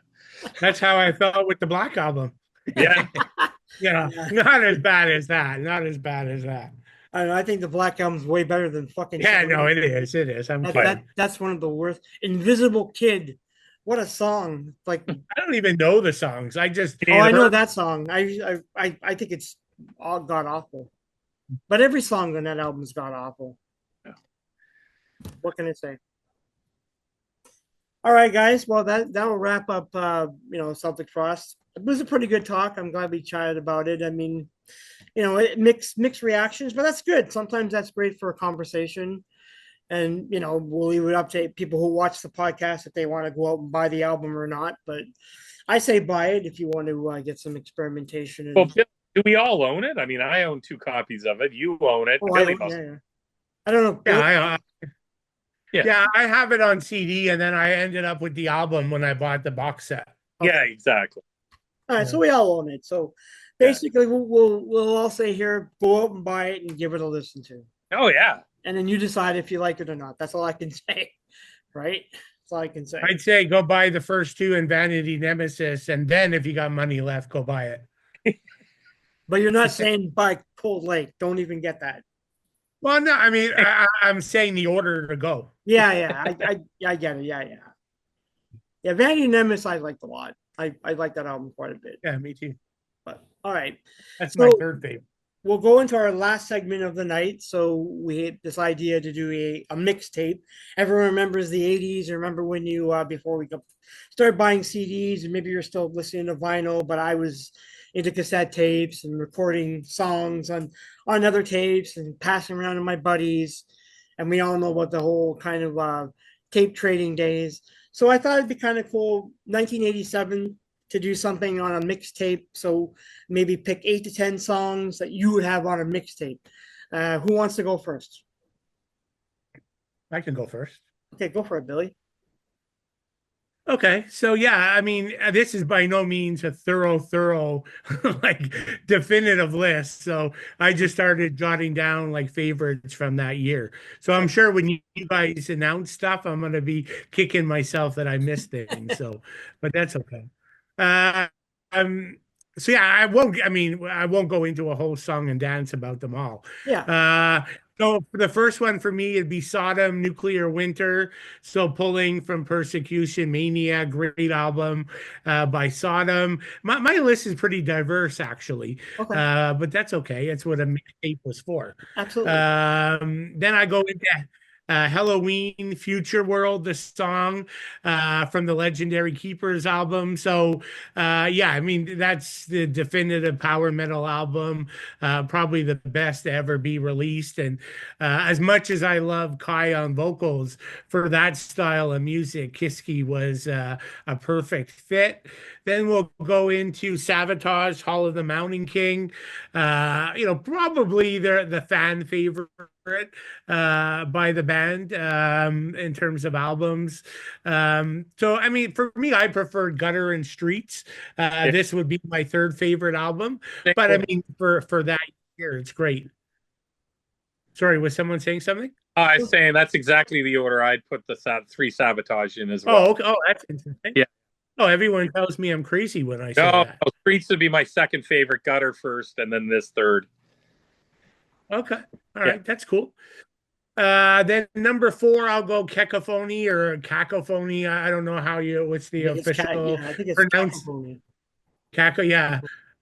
Speed Metal Symphony. So I mean, I love the Shrapnel label. Back in the 80s, that got me in. Like I loved all the shredders, and so obviously the duo of the most famous two, Jason Becker and Marty Friedman. Number 5, I have to go with Death, Zombie Ritual. You can't not have that on your good song. And you can. I mean, I don't know. I could have picked a lot. Then I thought, well, maybe I should go with Torn to Pieces. But anyways, whichever song you pick is cool. Number 6, I've talked about this. My favorite, Sacred Reich, Ignorance. And I'm going to go with the song Ignorance. Nice. Great track. To this day, my favorite album. Love that record. Then I go to Canada for track number 7, Voivod. I'm going to go the title track, Killing Technology. Just, this is really where the shifting starts, the progressive journey, but we still get plenty of thrash. You get all the shifting rhythms and unusual riffs and the sci-fi stuff. Great stuff. Track number 8, I'm going to Germany, Destruction. I picked like the 7-minute track, almost 7 minutes, Sign of Fear from Release from Agony. Yeah, just some great intricate riffing from Mike. Number 9, Sanctuary from Refuge Denied. I picked Die for My Sins. I've said it before. Worrell is maybe my favorite singer. And like he just hits the highs like right off the charts on this one. Then I wanted to pick something from Creator, Terrible Certainty. I ended up with One of Us. I don't know if I still agree with that, but I mean, that's a good track. There's a couple. Yeah, it's a good song. Yeah, a couple good tracks on there. And then last, I was going to end it at 10, and then I remembered Grim Reaper, Rocky to Hell. Yeah, good song. That's a good song. Yeah, but I mean, but that's not the song I picked. I Okay. picked "Yeah, You'll Wish You Were Never Born," but Oh, cool. either way, I love that album. Just old-fashioned metal with lots of melody. And Steve's another one of the top vocalists who Oh, hell doesn't yeah. get enough credit. Cool. Yeah, That's a good list. and sadly, we lost him. Yes, Yeah. unfortunately. I had Unfortunately. two, but different song, two bands, different song on one. Okay. Well, you go for it, Jim. Yeah, I went with well, they're not in any real order, but number one, Escape to the Void by Sepultura off of Schizophrenia. I mean, I love that album. I actually probably put it on there because I love the redo by Cavalera. It's a little cleaner, but it's what a wicked. I mean, that was a killer track. Rock You to Hell by Grim Reaper, number two here. The title track, Rock You to Hell, but that whole album is fantastic. Then I went with Zombie Ritual. Yes. Woo! Picked anything off of Scream Bloody Gore, but that is just, I mean, you can't get any more radio friendly than Zombie Ritual. I'm So kidding. true. Over the Wall from Testament, one of my favorite Testament albums. I mean, Over the Wall's wicked song, and definitely cool. I went with kind of an odd one here, Call from the Grave from Bathory. I really love their Under the Black Mark. I love that album. It's when Bathory was more black metal, more Black and Death, black metal back then for the first three albums, and this album was fantastic. Then I went a little more. Then my rest of my ones are fairly mainstream. I went with Abigail from King Diamond, one of my Good favorite one. of all time. I love King Diamond, I love Merciful Fate, and I love Abigail. I mean, this is just, oh man, so good. I could have picked really many songs off of that. I went with Dream Evil from Dio, the Oh, I title was gonna do track. that. Yeah, that's good. One of my favorite Dio albums and an underrated one in my mind. Yes. Then I threw in my favorite Guns N' Roses song. Had to go with Rocket Queen. I love that song. Awesome track. I think they played it. Maybe they didn't. They didn't play it when I saw them open for Iron Maiden. But anyways, then I picked a couple of horror themed ones. I went with Dream Warriors for Dawkins. I got to give that prop, and that was a little shout out to you, Ken, because I know you got into trouble wanting to review this with another partner Yep. channel. So, but I mean, I love that song, and it's hilarious on Tubi. I've been watching all the Hellraiser movies, and I think I'm going to go into the Nightmare on Elm Street movies next. So, Choice. and then last but not least, I threw another nod at a horror. This one, I love this song. I love this video. And it's Scream Until You Like It by Wasp off of Live in the Raw. Yeah, that's one a of good song. the tracks off of Live in the Raw. And I mean, I love the Ghoulies were friggin' hilarious. And in fact, I believe the Ghoulies, he just auctioned them off about a year or two ago when they were getting rid of a lot of their old stage stuff. Yep. And from the video, he had the actual Ghoulie puppets that were attacking them and that. Some of them, I guess, and he auctioned them off. Or he might have done that a while ago and somebody brought one to a show. I think it was a few years ago he did that. But yeah, it was not long ago. But it's just such a comical video and such a good song. Like, it's just, that is 1987. You got a cheap horror movie, which was wicked, and that whole horror franchise for the Ghoulies. I think that was Ghoulies 2, actually. Ghoulies 2, that's right, yes. Yeah. And they'll get you in the end or whatever. And anyways, that's my pick. I could have, I was thinking Halloween. I mean, the Keeper album is amazing. Sabotage. You've got so many great albums there. But anyways, that's what I went with. Cool. Well, we have a couple. That match there, Jim. Yeah. So let me get the Dawkins. Oh, yeah. Good. That's a good one there, Billy. That was my protest for you, Ken. Thanks, Jim. I appreciate that. So my mixtape, I got a side A. I did side A, side B. So 5 for each. Oh, cool. I guess for me though, like I looked at it from my point of view, like what would 87 Ken be listening to? So these are all stuff that I was heavily into in 87. Some of that might change these days, but this is how it was back then. So side A, I did pick "Circle of the Tyrants" by Celtic Frost. Now, you might be wondering, why would you pick that if your two favorite albums are "Into the Pandemonium" and "Coal Lake"? But "Circle of the Tyrants" is a song that, yeah, it's a great song. There's no, it might be one of their better songs, period, in my mind. But I love that song. It's such a great song. Then the second Yeah, song, that's a good one. I forgot about that one. yeah, it's a really it's when you think of Frost, that's one of the songs that always comes up, Yeah. like "Circle of the Tyrants." I think it's a great song, and the vocals, the And guitars. Obituary does such a good cover. Oh yeah, oh yes, and that's the other thing. I recently seen Obituary, and I heard their cover, and I love their version too. Second song would be Iron Maiden, "Wasted Years," which is a song that I really really love from Somewhere in Time. Wait, I loved that album when it came out. I played it to death, but "Wasted Years" is such a great song. Third song would be "Master of Puppets" from Metallica. Again, '87. That's what I was listening to, and it's one of my favorite songs. Anthrax as well would be next. So that's "I Am the Law," which is my pretty much my one of my favorite Anthrax songs.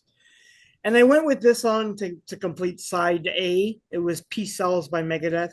And it's kind of an okay song. I was thinking whatever Megadeth song I could put on there, but I couldn't find one that really stuck in my head, but I could change that now, probably. So that's end of side A. Side B, I went with "Surfing with the Alien" by Joe Satriani, and I was a huge Joe Satriani fan. I've seen him live several times, and I love that album. It had Silver Surfer on the cover, so it's like, oh, he's got a Marvel character on the cover, and Silver Surfer was one of my favorite Marvel characters. I love it. This album, oh, what a great album! Love that album. And then Jim, I went with Guns N' Roses, but I went with "Welcome to the Jungle." okay. I I know that's like, I like that song. It's one of those ones that I remember a lot, and at the time it was pretty big when it came out, so I picked that. And then of course, Jim, I picked Dream Warriors, of course. Yeah. Dokken had to pick that because I was a big Dokken fan at the time. Loved the third Nightmare on Elm Street film. So, and the video is fantastic. I know you're saying how the Wasp video is good, but I think the Dream Warriors video is even better because, like, Oh, Freddie's in the band's in with Freddie. It's so great. What a great video, great song. I love it. And then I went with Alice Cooper. I went with "Freedom" from Raise Your Fist and Yell, which is you know what? I was looking at that album and I was yeah. like, oh, man, I want to put something on that because I love that album. He's one of my favorite singers. So it's like, you have to get that in there. That album is fantastic. And then Billy, I went with "Destruction" as well, but I went with "Mad Butcher." I love that song. I've always think that song is just, it's a riot. I just love that song. It's short, sweet, Yeah, but it's a killer thrash tune. So yeah, that's I mine. agree. That's my mixtape of songs. So at least we all had some kind of something mixed together. Yeah, no. I must have missed Metallica Master of Puppets, or maybe I thought that was like 86 or something, but yeah, I missed that. Yeah. Well, my point was everything up to 87. So you could. Oh, okay. Oh, I thought it had to be in the year of. No. I think I know I mentioned that you could be anything up to 87. Oh, and I missed that. Everything I picked was the year of 87. Oh, okay. I got you. Yeah. Is that what you did, Ken? I mean, Jim? Yes, that's what I did. Yeah. Okay. Yeah, that's what I thought. Okay. Okay. Maybe my point wasn't clear, but No, that's fine. okay. Because I just figure like a mixtape, like in '87, maybe, but there might be older songs that you might like, but whatever. Wow, that would have been even harder then. Yes. Yes. It would have been everything. Yeah, because you would have been like, what would I have picked? Yeah, Yeah. it would have been totally tough. But I don't know. I miss those mixtape days. But I just remember when I was in high school, my friends were always passing around like mixtapes. Oh, I got songs here. I got songs there. I don't know. It's like a lost art. I guess you could do the digital version, right? You You could put could. together your playlist. Yeah, you could. But I guess there's something to be said to have like a physical like cassette. Oh, yeah. No, I agree. Yeah. There's something to be said about that. Yeah. I But was like the modern kids today, like they that's something they get that we did to some degree, right? Because they do playlists. Yeah. that's true. Well, But I agree, it's not a physical product. some bands actually do put out cassette tapes when they put out like an album, like a vinyl. They'll do a vinyl, they'll do a vinyl pressing, they'll do a CD, and they'll even do a cassette in some cases. So I think it's kind of neat that some bands or some labels still attempt to do something like that. I don't know. The cassettes come back in a big way. Like all the labels release cassettes now on the big stuff. Yeah. Yeah. Yeah, for But sure they do. to dovetail that into another point, I was watching a video on YouTube, and I found out that this girl she just recently bought a Sony Discman, a Walkman. So, and she was like, if she paid a lot of money for it on online, and I was like, well, that's interesting. So she was saying that cassette tapes are making a comeback. I'm like, well, that's interesting, but would these companies actually start making Sony Walkmans again? I highly doubt it, but I don't know.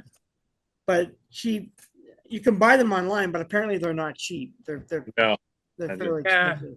The funny thing is, so I ended up buying, like, remember the old yellow ones, the Sport? Yeah. Yeah, I Like, remember those I ones. bought one like a year ago, Okay. but it had no headphones. The headphones are impossible to find. Oh, okay. Like just like a pair of over the head that goes Yeah. in, like fits in, like you can't find those anywhere. Wow. Interesting. It's the headphones that I can't find. Huh. But you could even buy just a modern set of headphones to put into it. But you want No, like it didn't Okay. work. Yeah. Okay. Wow. Well, that's crazy. Huh. I don't know if I'd want to go back. I mean, I have boxes full of cassettes, but it's like I know you do, Jim. Yeah, yeah. There you go. I have boxes of them, but like I'm afraid to play them because it's gonna the tape's gonna start wearing down and they're just gonna snap and then you're done. Well, when I stored these when I was younger, I mean, I played it and you can see like I stopped it after song one or something probably and just threw it in a box when I got CDs. So scared that it's all loose or whatever. Yeah. I still have a tape deck as part of my like home audio system. Oh, Yeah, cool. me too. Yeah, I do too. Yeah, I haven't listened to tapes in years, but bygone era, right? Yeah. Bygone era. All right, guys. So that's going to wrap up our final segment of the night for this podcast. And so next week we have Jim sitting in the co-captain's chair. And Jim, go for it. What are we going to be talking about next week? Oh, we're going to be heading into the 1990s and heading back to, I think, LA, where we are going to look at Suicidal Tendencies, Lights, Camera, Revolutions. Good album. Great album. Yeah, that should be a fun talk. About some great songs on here. And Robert Trujillo's first full album as a bass player. That's right. Yeah. That's awesome. We'll talk Metallica as well. Yeah. Yep. I think that's the band's best lineup. Yeah, guaranteed. Yeah, for sure. That's the best lineup of the band. Yeah, that'll be a fun talk. Talk. Cool. All right, guys. We're heading on. It's getting kind of late, so we'll sign off, and we should be back on a regular schedule. We do apologize for the blip from last week, but we're back. Everyone's up and running, so we'll see you all next week. Good night. Good night.